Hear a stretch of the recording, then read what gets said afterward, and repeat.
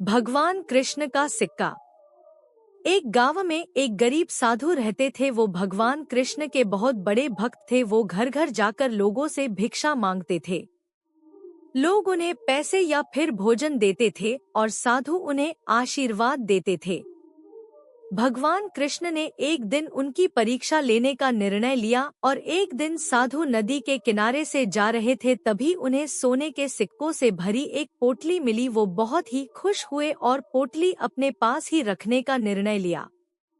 घर वापस जाते समय उन्हें रास्ते में एक भिखारी दिखा और भिखारी ने साधु से पैसे अथवा भोजन की भिख मांगी, पर साधु उसे कुछ भी नहीं दिया। वो जब वापस चल रहे थे तभी थोड़ी ही दूर साधु को जमीन पर एक चमकता हुआ हीरा दिखाई दिया और उन्होंने अपने आप से कहा कि वाह, कितना अच्छा दिन है, पहले ये सोने का सिक्का और अब ये हीरा मिला है।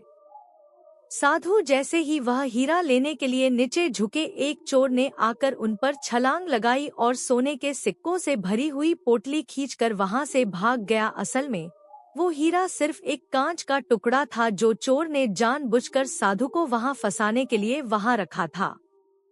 साधु बहुत ही दुखी हो गए। साधु वापस अपने घर की ओर चलने लगे, तभी भगवान कृष्ण ने एक साधारण मनुष्य का अवतार लिया और साधु को मिलने का निर्णय लिया। वो साधु को मिले और उन्होंने साधु को एक सिक्का दिया और कहा कि कृपा करके मेरे इस सिक्के को स्वीकार कर लीजिए। अब साधु ने उस सिक्के को स्वीकार कर लिया और भगवान कृष्ण वहां से निकल गए।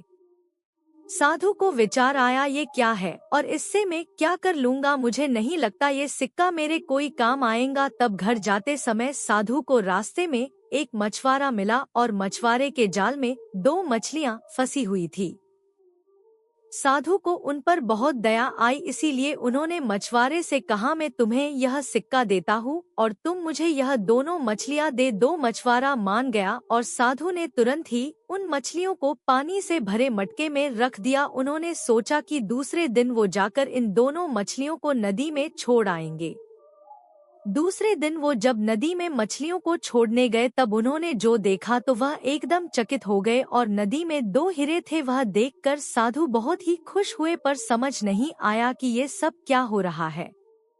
उन्होंने भगवान कृष्ण से प्रार्थना की और भगवान कृष्ण साक्षात साधु के सामने से कहा कि ये सब क्या हो रहा है। भगवान कृष्ण बोले, मछलियाँ जब पानी में थी तब वह भूल से हीरों को निगल चुकी थी और अब तुम्हें हीरे मिले क्योंकि तुमने उनकी जान बचाई। तभी साधु के आँख में पानी आया और उन्होंने भगवान कृष्ण को धन्यवाद कहा। तभी भगवान कृष्ण बोले, तुम्हें सोने से भरी हुई पोटली मिली पर फिर भी तुमने उस भिखारी की मदद ही नहीं की है। तुम्हारे उस हीरे के लालच में तुमने उस सोने के सिक्कों को भी खो दिया। हमेशा दूसरों की मदद करनी चाहिए और कभी भी लालच नहीं रखना चाहिए। तभी साधु ने भगवान कृष्ण को वचन दिया कि वह हमेशा दूसरों की मदद करेंगे और कभी भी लालची नहीं बनेंगे।